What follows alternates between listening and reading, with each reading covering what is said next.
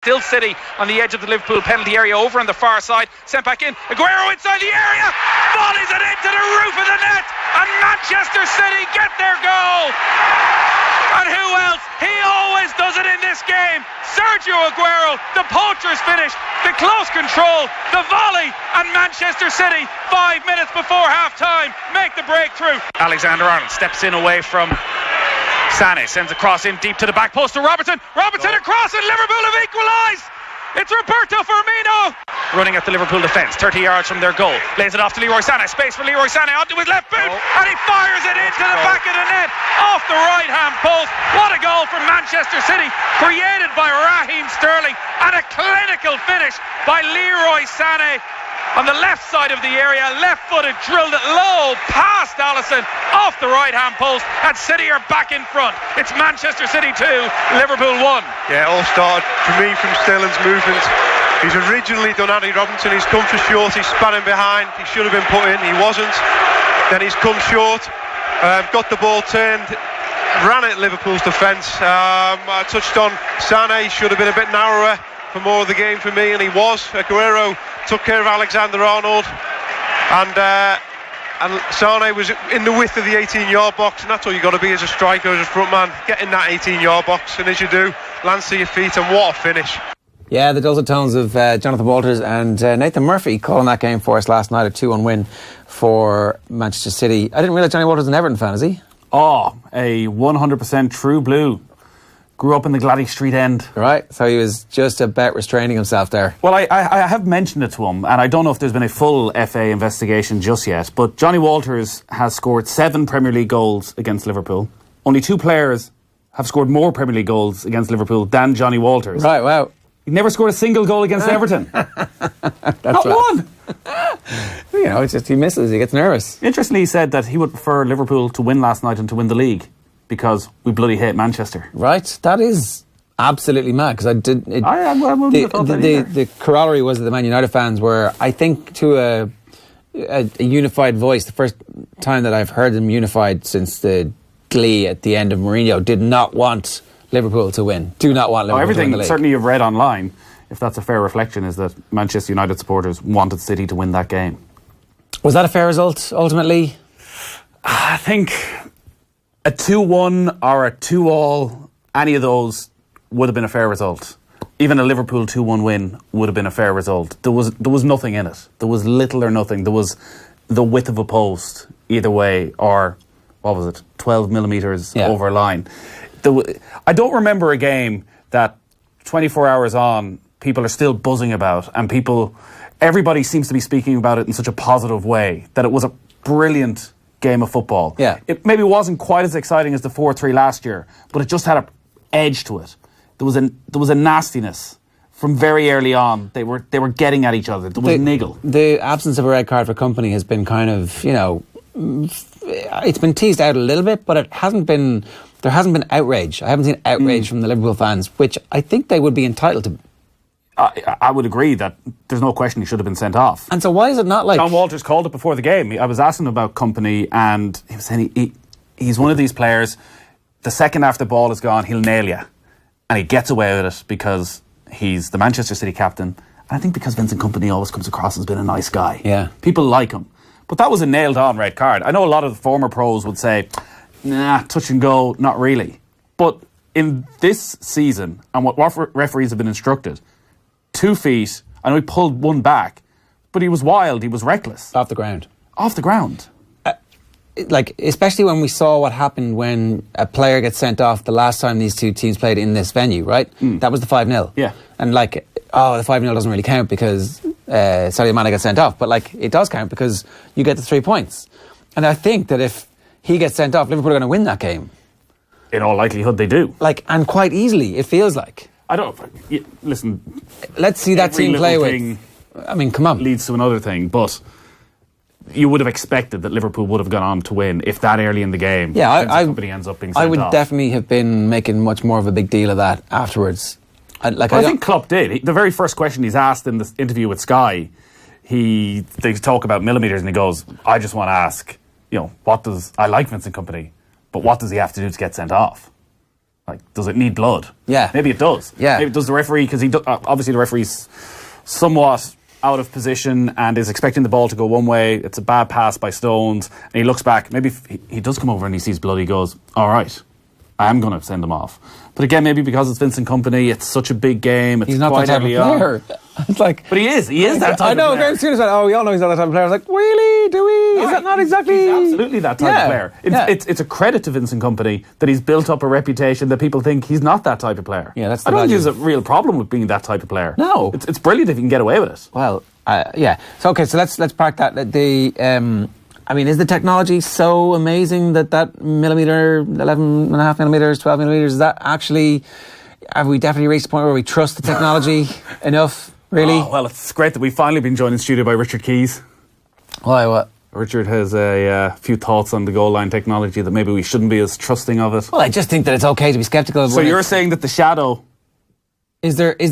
suggests that the ball was over the line? Well, I don't know. I'm just saying that, like, If we can't trust goal line technology, let's get better science than like 5 minutes later. Like, why did they not go to that straight away? I mean, obviously, I know the Because the referee play is gets continuing. I know the referee gets it. Well, Goes to his watch chair. I get that, but the Liverpool players were like, hang on a second, I want to see that. And just for the integrity of the game, everybody should be able to look up at the screen and go, ooh, in real time, I think. Like, as the computer is going, was that or not? I don't know. I'm just saying. Can't trust goal line technology. Does it suit the Premier League? Does it suit the Premier League to have Manchester City turn this into a title race or not? No sending off, no goal given. Who benefits? That's all I'm saying. Wow. That's a good conspiracy theory. Well, I mean, it's fairly obvious. Premier League lawyers are just on the phone there. Well, I love the Premier League. I love the fact that this is... Us as Premier League rights holders, we have full respect for their authority in these matters. I'm just reading a prepared statement here. I think Liverpool also...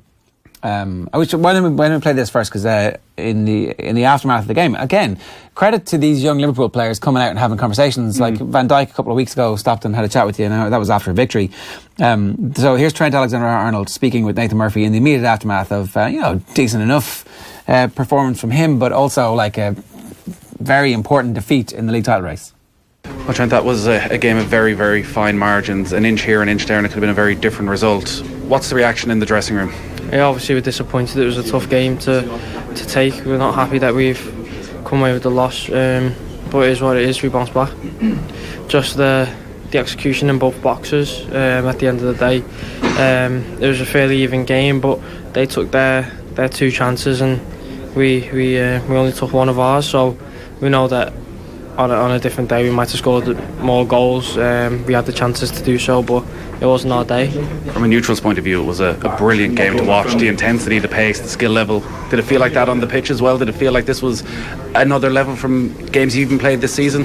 Yeah, it was an intense game. You come into Man City, it's always going to be tough. We know it's going to be very difficult to come here, but we prepared for it, especially over the festive period. It was tough to come here with the maybe a few heavy legs, but we've come here, tried to do a job, but we got it wrong and we got beat. I guess all the talk already is about the reaction now and bouncing back from a first defeat of the season.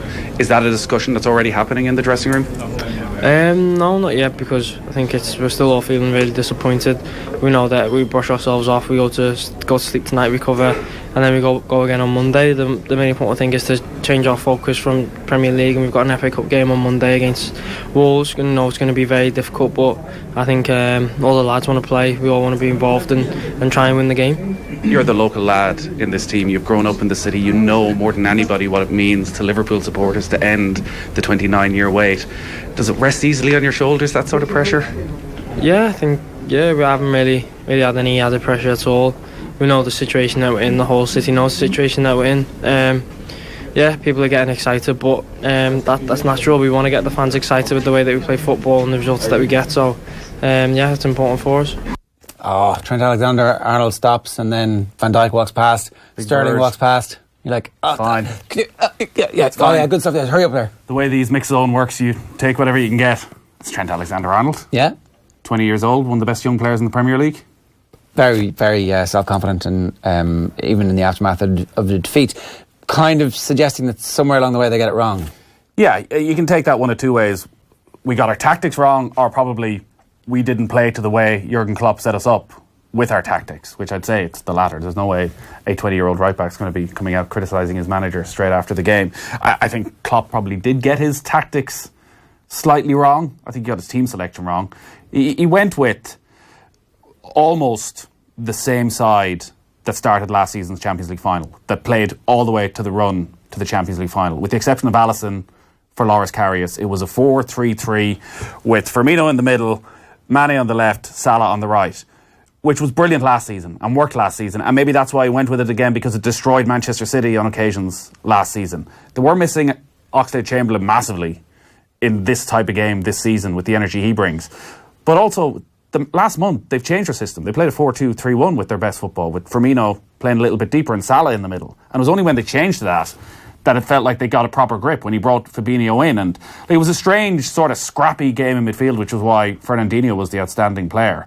I think what will frustrate Klopp is, if you were to have said to him before the game, you're going up against Manchester City, and in midfield, Kevin De Bruyne won't play, and David Silva will be a passenger, have one of his quietest games of the season. The opposite Samson effect. And still, City came out on top of midfield. Like, that's going to frustrate the life out of him. Yeah. Just on that, it's a complete aside. Poor David Silva, in the middle of the commentary last night, Martin Tyler goes, "Ooh, a particularly youthful looking David Silva tonight." I was like, "Oh, I need to Google that." And like, "Oh, okay, right, that's it. That's code these days, is it?" Well, about 10 minutes into commentary, I was going, wait a second. Because I was expecting bald David Silva. Yeah. And then I'm going, who's that guy? Wait a second. That's not Bernardo Silva. That's David Silva. Yeah, it just has become a thing. What has gone on here? It's just football has been. There's a really good monorail salesman selling hair transplants to footballers. He didn't look bad bald. No, he looked perfect. Certainly better than he looked last night. I mean, he did look younger. He did look like, is he 26 or is really? he? I thought he 30? looked. I thought it made him look heavier. He looks sort of stocky. I don't know. I think heavy-legged. The jury. Well, maybe you can text us in and give us your view on the David Silva, the important aspect of last night's game. Has the hair transplant been a success or otherwise? I mean, absolutely. I don't want to hint at anything, but of course. I mean, there was a sponsorship package coming your way. Yeah, there's a bunch of people. There's English cricketers, aren't they? Usually. Oh, there's a Shamrock Rovers footballer who did it. Oh yeah. Yeah, he got one of those. Yeah. Didn't Pat Nevin get it? Oh. He did. He's written about it. He just made a wild accusation. He's written about it. It's no big deal. He's written about it. He blamed a TV producer. He said, "You're going to get more work if you get it done." Obviously, the fallout then is what happens next for Liverpool and if they're damaged. The one thing you always notice, and you probably noticed this as well in mix zones, is players take defeat far better than supporters. Yeah. Like the Liverpool players that you can see there in the background. Lost the game. They've lost the game. We move on. We're playing again on Monday or we're playing again next week. It's not the end of the world. They just get on with it. They lose thousands and thousands of games over the course of their life. And as John Giles was pointing out last week, when you talk about nerves and pressure of title races, when there were 14, there was big games. Okay, there mightn't have been 100 million people watching, but at the time you think it's bloody important. So they were quite calm. There was no sense of devastation and this is the end and we're going to collapse from here. Now, whether they can respond and whether they do bounce back. What do you do with the team now for the game on Monday? I would change absolutely everybody. Yeah. Now, they've let Nathaniel Klein go on loan to Bournemouth today, which I was a bit surprised about because he played the game against Manchester United and you would have thought would have been a decent enough option. So maybe they've somebody in line to come in there, or maybe they're thinking of making some sort of a signing. But I would make 10, 11 changes.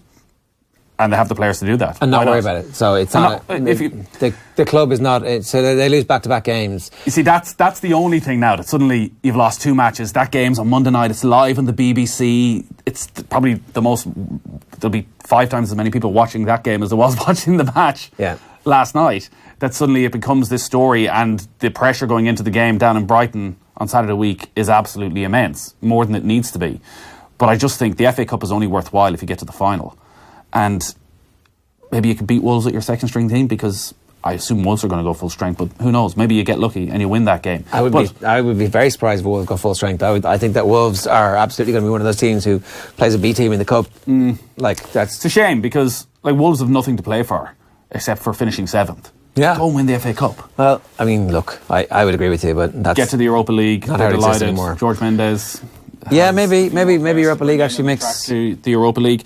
Yeah, I would make changes, because also you can end up getting drawn against United or City in the 5th round of the quarter-final, and suddenly that becomes this huge game again that you don't need in the middle of Champions League matches. Or you crush them. And it's a springboard to glory. Possibly. I don't know. Like, also, they've had such a busy month. You just rest the players. Yeah. Rest them. No, that makes a lot of sense. From Guardiola's perspective, how did his team set up and how did they perform? Like, I heard the lads talking this morning about, the last 4 or 5 minutes, their defenders were hoofing the ball forward. There was no Puyol kind of finding PK along their own goal line, happy enough to pass the ball out with a minute and a half into stoppage time. Like that, hoof it!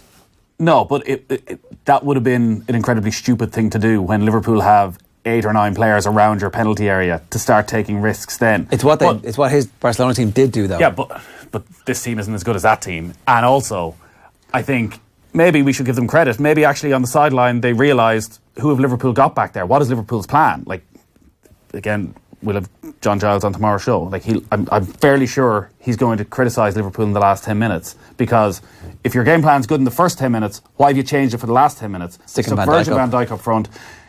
And it was Lovren again and again who was the player playing the ball back in. Wouldn't you have been better the other way around? Like whatever brilliant football you're going to get from Van Dijk in the 6-yard box, there's too many people around him at that point for it to make any difference. He's just there to be a lump. Lovren can be a lump, whereas Van Dijk actually might be able to, put a pass out to the right player who's got a little bit of space. Yeah, I thought City did really well in the last 7-8 minutes. They won their headers that they needed to win. There was a couple of goal mouth scrambles, but they did enough. And they almost caught Liverpool on the break on a couple of occasions. The way they set up, like the first 6-7 minutes, they came out of the blocks. They were ready. They set the tone. Until Liverpool had that chance with Mane hitting the post and the goal line clearance. Mane should have scored, right? Yeah. He should have scored. He should have scored, absolutely. It has become, the story of that chance has become the goal line short millimetre. But actually, that's a brilliant chance for a striker of his qualities. Yeah, I mean, obviously he misses lots. He misses lots is the problem. But in a game like that, a chance like that, you need your striker to take it, without question. But I don't know. There was so little between them. Did Guardiola get it very right and Klopp get it very wrong? Like, I thought Stones was poor. Danilo didn't do very much. Laporte was no real option at left back. Didn't really make a mistake. Kompany was probably the best of the back four, but should have been sent off. Yeah. Again, David Silva was quiet. I thought the front three did well. Well, I was surprised some of the papers this morning seeing Raheem Sterling getting a 6 out of 10. Well, maybe I shouldn't have been, but I thought Sterling was brilliant whenever he got on the ball. Like, Sterling and Sané did everything you'd want. They ran it down the channels. They put them on the back foot. And Aguero's, his finish was just... Everything about that minute was attacking play to perfection. How does De Bruyne improve the team over the next couple of months? Well, he's just probably the most technically gifted player in the Premier League. So they play at their best when he's there. Because, listen, in a game like that, he might have found it difficult. Or maybe he would have just changed the course of the game. Maybe he was the one who controls the tempo and says, actually, lads, calm down, I got this. Yeah. But you want him back so you can crush every other team. Yeah. And crushing every other team might be enough. So there's 17 games left or whatever it is. I don't think they're going to win every game. City? Yeah. No. I think there's loads of dropped points along the way. Like, there is also the trauma of whatever happens to them in the Champions League or the excitement of whatever happens to them in the Champions League. So it's not...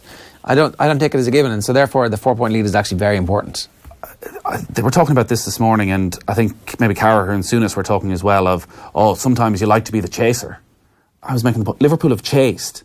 Their closest runs to league titles have been the chase, where they've gone on these ridiculous runs at the end of the season, but they've never been able to close the gap. They've never been able to see it out. Take the lead. I would have Liverpool as favourites to win the title right now because they have the 4-point lead, because they have a good run of fixtures, because they played, with the exception of United, they played all the other top 6 teams away from home already. Yeah. And the atmosphere at Anfield, they're unbeaten in almost 2 years at Anfield. So I think that Brighton game is huge, because if they win that, Brighton's a tough place to go. Sometimes. Yeah. They can make it difficult for you. You come away with 3 points, you're happy with life. Yeah, totally. I think if they win that, suddenly you're back on track. Normal service. And you've got a good run of games before you have to go to Old Trafford at the end of February. Owen had a good tip the other day before the game. He was talking about Fernandinho as a potential player of the year at 60-1. That was a good bet. If they win the league... It's not exactly getting Virgil van Dijk at 22-1, but look, it's fine. If they win the league, we'll see. I think the player of the year should come from the title winners this year, I think.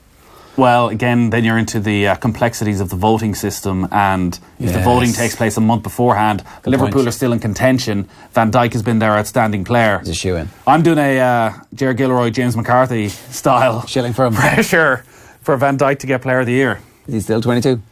No, he's 7-4 favourite. Oh, right, okay. You missed the boat there, pal. Nathan, good stuff. Thanks very much for that one. You definitely didn't put that into our WhatsApp group.